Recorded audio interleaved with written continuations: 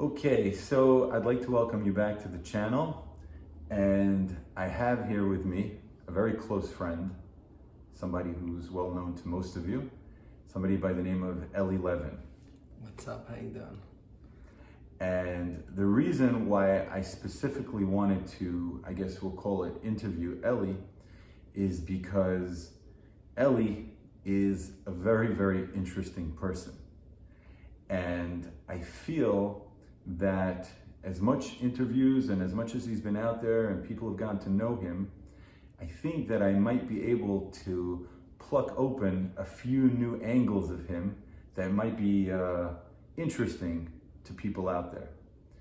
The concept of these new interviews that I'm doing is that I think that when people look at a person, they take them at face value of how they observe them. But the truth is that that person who's being observed is a whole nother person of their own, with a whole nother way of seeing the world of their own. And I know Ellie for a very long time, very, very long time. How long do I know you for? It goes back to Beis days in Staten Island. It's got to be like we're at ballpark 20 years, yeah? Yeah, wow. Don't say that. Right, because he's only 19 years old. And the thing that I always found interesting about Ellie is that he has a certain level of humility that is not the type of humility that is arrogant. Unfortunately, nowadays you have this arrogant humility, but over here you have a person who very well could be high on himself, and he's the sweetest person in the world. And now I have to be really humble this whole schmooze. Yeah, it makes it difficult.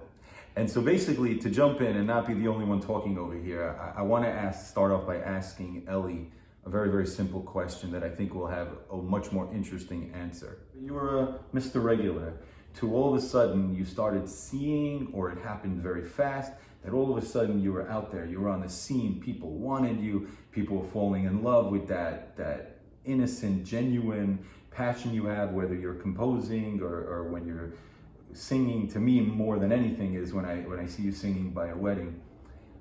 What happened? A lot of people live their life and they start here, they end there, nothing really doing, but something big happened by you. How did you take it? How did you experience it? It was very gradual, like in my mind, like meaning it might have been sudden to some people to start seeing me, but like I was, for my entire life, I've always been like interested in doing like public displays of like singing and being like, in camp and yeshiva, and always like an Eretz Yisrael. I was always walking around with my guitar, always singing, going to the kotel, going to the Kalbach Moshav, going with friends. But it was a certain point where it did like blow up, that it became like a parnasa, like it became like a daily like event of going kind of thing. And people noticed you. Yeah. But it felt great, and it felt like natural as well. And it just like I didn't focus on the fact that it like took off. It just kept me busy. I was doing it every day, and I just loved it. Thank God. I don't remember ever thinking that it was like a being famous kind of mode. It's just like I was at people's simchas and I was happy to see people, and they were happy to see me because it was a good time. I love the fact that like being in the simcha industry, you're seeing people at their best times.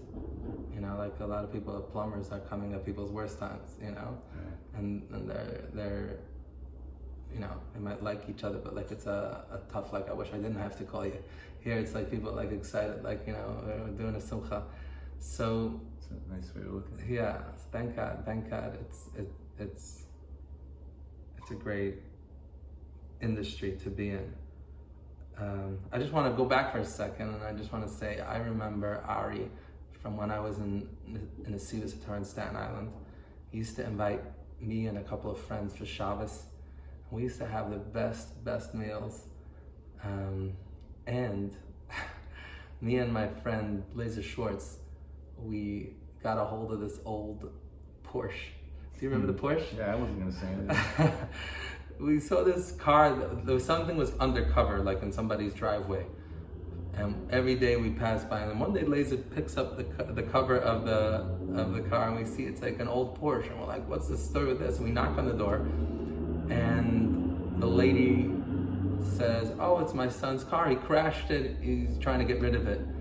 So we said, "How much are you looking for?" We thought she was gonna say $10,000. She said, "He's trying to get $300." We're like, "Oh, could we do 200?" And yes, Even if you have to push it, it's worth it. we pushed it down the road. She was not ready for this project being the drive. But anyways, I used to go to Ari's house and use his internet to buy parts on eBay. And me and my friend, it was a whole project. Do you remember that? I forgot about that. We used to work on that, and eventually, we did get this Porsche rolling again. I remember we found plates in the shrubs somewhere. Now the video is gonna go viral. So what I wanted to ask you was like this, right? So you're basically describing that the fame to you was never really fame, and it's not something. In other words, if somebody were to aspire to be successful, you would. It sounds like you would say the trick is not to aspire to be successful, just to do what you love, and you don't even notice it. Is it maybe some people who are I guess everybody has different character traits. Some people harp on it, some people don't. But right. I think it's much harder to try to become famous, because then it's first it's not genuine and people see through that. But it's also such a mazel kind of thing to get things to work. It's more like try to improve yourself, try to do something good, and hopefully that will make the success come to you. Right. I don't know, not that I necessarily want to bring this up, but I think it's important because unfortunately a big part of what makes a person who they are is their parents or a parent.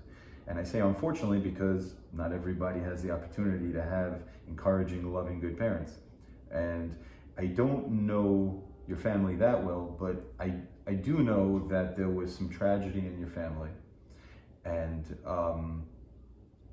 I remember that when people came to console my family when my father passed away, so when your mother came, she was very encouraging and all this. And I said, wow, like your mother in general is not an outspoken, loud, aggressive person, nice, sweet lady, but when it's the right time to do the right thing, she just came across as a person who knew what to say at the right moment. And what was interesting was that when I mentioned that, the feedback that I got was, you should have seen how she was at your brother at the funeral, that people were coming to console her and they were walking away feeling better about themselves. I have incredible parents, and like my parents have been a role model since forever. And it's true, my mother has always been warm, gracious, encouraging, always giving chizuk, always just like a role model for all parents in the way to behave. And my father as well. Like my father is known for his tremendous emunah and how he dealt with those situations. But like just looking at my parents in terms of how they've had their whole entire span of raising children and now grandchildren, it's really a lesson. Like I've never seen friction between my parents. I've never felt like scared, like oh what's going on with mommy and tati. Like I've never had that in my, like growing up with that, I didn't know that was a plus. But you're aware that that's a thing that people go through. Like to me, like when talking to adults and people I know, like that's very it's not to be expected. And I have to thank my parents for giving that kind of environment, a stability, and they had a good value system. Right. They do. Thank God. I was with my parents last night at a simcha. We got a good picture. We always like to take pictures when we're at a simcha together. And I think I'm gonna share it with you all. I was gonna ask if we can get some pictures to put out. Yeah, for sure. So that's the important thing, to have an encouraging, nurturing environment.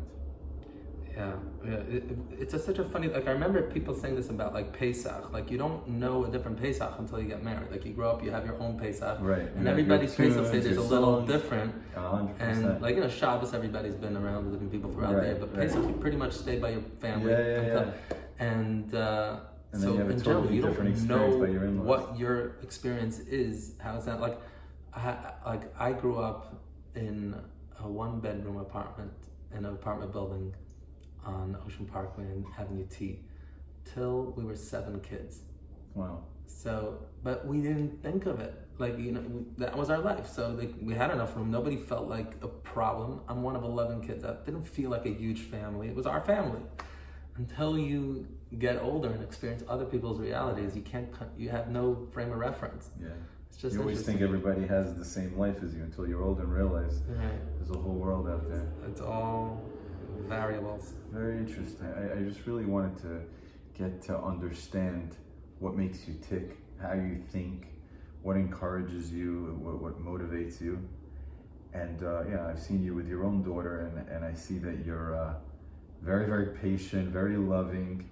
You have like, it's interesting because when you describe your career, it sounds like you were in the moment and the moment just continued and grew.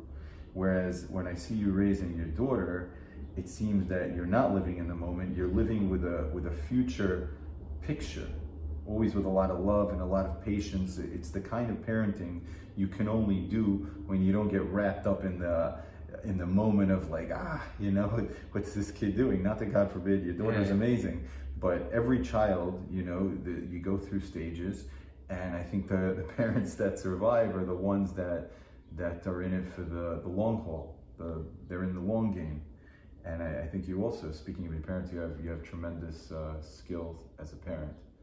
But like I said, I wanted to interview you because I thought that you had what to offer. And thank you. Yeah, like whenever like you brought up my daughter, that's really my, you know, my whole collection, my Lani. So like, I think that I'm just lucky. Like she has been like the type of kid that like just everything always was smooth in terms of like, I don't think I've ever had to yell at her. Like I see kids that are some wild and chutzpahdik, whatever, like Blian Hara, she has amazing midas. She's an incredible girl.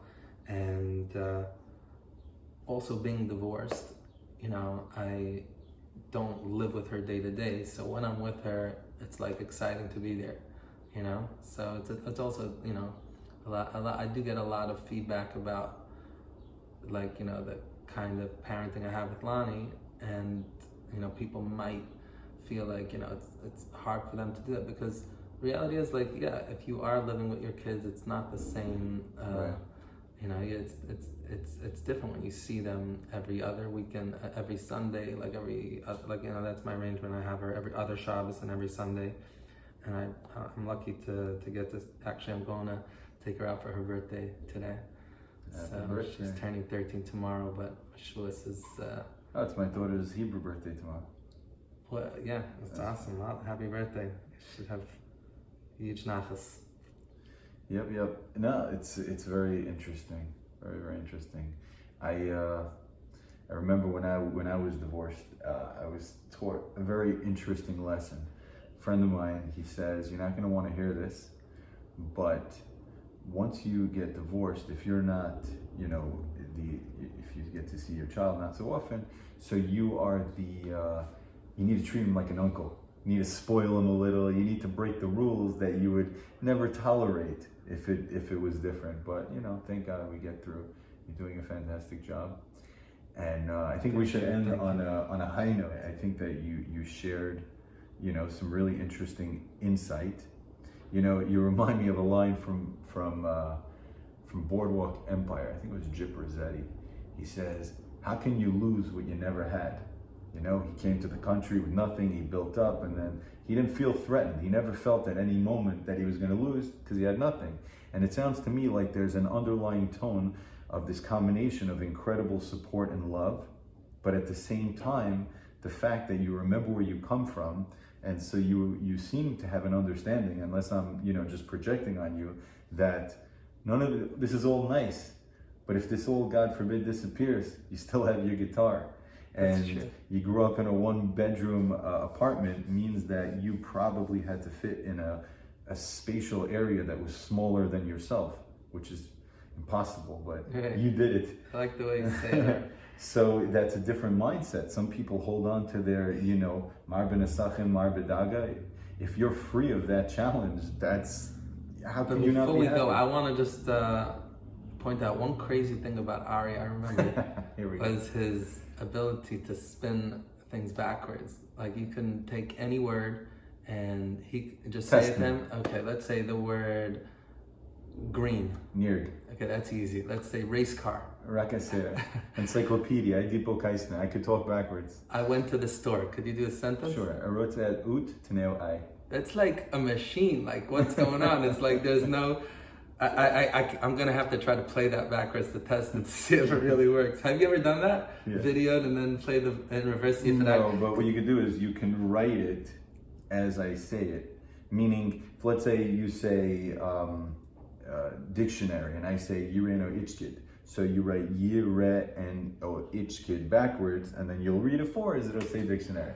But enough about amazing. Well, never enough about you. There's always interesting stuff about you, and that's such an interesting brain. I love to be able to like imagine being somebody else's brain for a second. That's what I'm trying to do here. I want to get. That's crazy. Thank you so much, Ellie. Thank you for coming. Okay.